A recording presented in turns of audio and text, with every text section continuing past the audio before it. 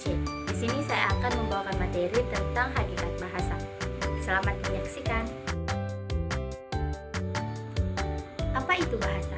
Bahasa adalah sistem lambang bunyi yang arbiter yang dipergunakan oleh para anggota kelompok sosial untuk bekerja sama, berkomunikasi, dan mengidentifikasi diri. Pada hakikat bahasa, itu adalah bunyi. Jika bunyi-bunyi disusun dengan cara memadukan bunyi-bunyi vokalnya atau juga konsonannya, akan menghasilkan keindahan yang tidak dimiliki oleh entitas non-bahasa. Perhatikan contoh berikut. Hom, pi, la, hom, pi, pa, halayhum, gambreng. Susunan bunyi-bunyi tersebut tidak memiliki makna, namun dapat dirasakan keindahannya. Yang kedua, yang penting, matikan yang gak penting. Selain indah, dalam ujaran tersebut juga dapat menadakan makna. Perhatikan baris-baris gurindam berikut ini. Kalian akan menemukan keindahan bunyi dan kepadatan makna. Baca, rasakan, dan renungkanlah. Yang pertama, tahu pekerjaan tidak baik tetapi dikerjakan, bukan manusia, itulah sistem.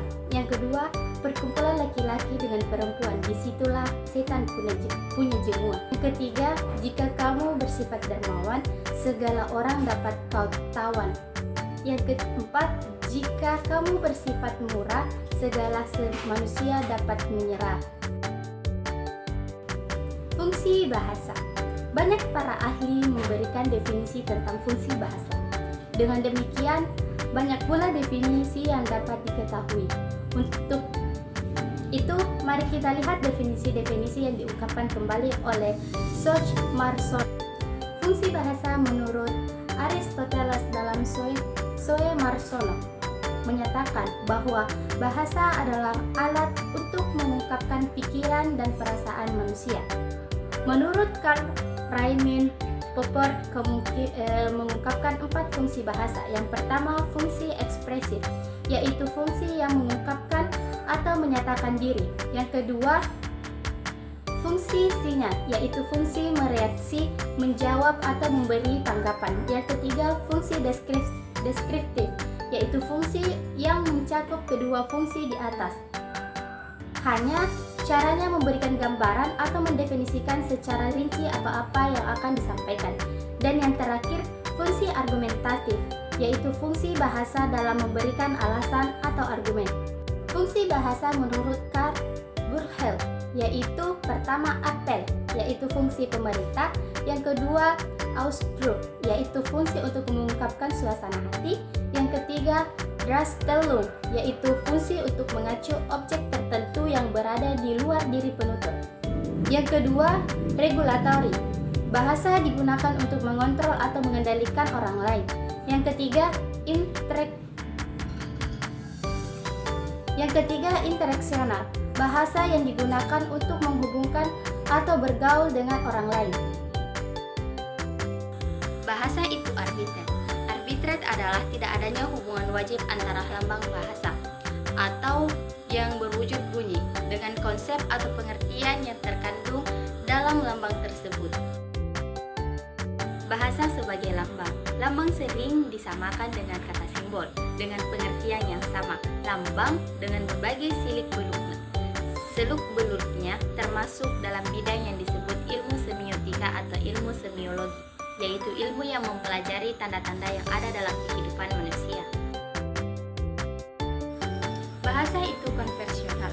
Penggunaan suatu lambang untuk suatu konsep tertentu bersifat konvensional.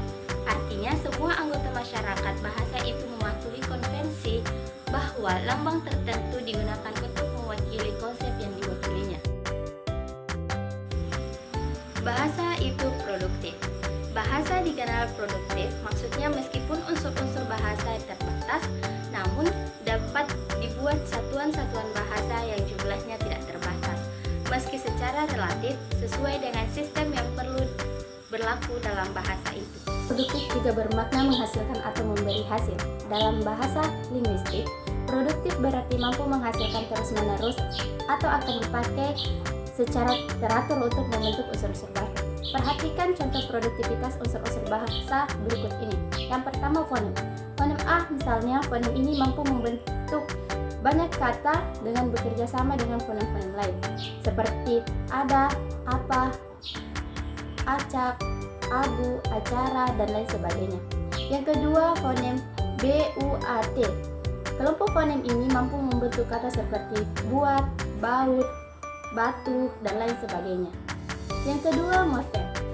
Morfem bebas. Misal morfem ajar dapat dibentuk menjadi kata ajar, pelajar, ajaran, pengajaran, pengajar, mengajar, dan mengajarkan. Yang kedua, morfem terikat. Misal prefiks me dapat membentuk kata mencuci, menyapu, dan mengepel. Kalimat. Susunan kalimat kami pagi ini membaca koran dapat diubah menjadi beberapa. Yang pertama, membaca koran kami pagi ini. Yang kedua, pagi ini kami membaca koran. Yang ketiga, kami membaca koran pagi. Bahasa itu dinamis. Sejalan dengan sifat manusiawi. Pada bahasa Indonesia, sifat dinamis pada bahasa mengikut sifat manusia yang selalu berpotensi berubah. Akibatnya tidak jarang unsur-unsur suatu bahasa mengalami perubahan. Kita ambil contoh yang pernah terjadi pada bahasa Indonesia. Yang pertama, ejaan Van Okwisen menjadi ejaan Swanby, kemudian berubah menjadi ejaan bahasa Indonesia yang disempurnakan dan berakhir menjadi pedoman umum ejaan bahasa Indonesia. Itulah beberapa penjelasan dari saya. Sekian dari saya. Wassalamualaikum warahmatullahi wabarakatuh.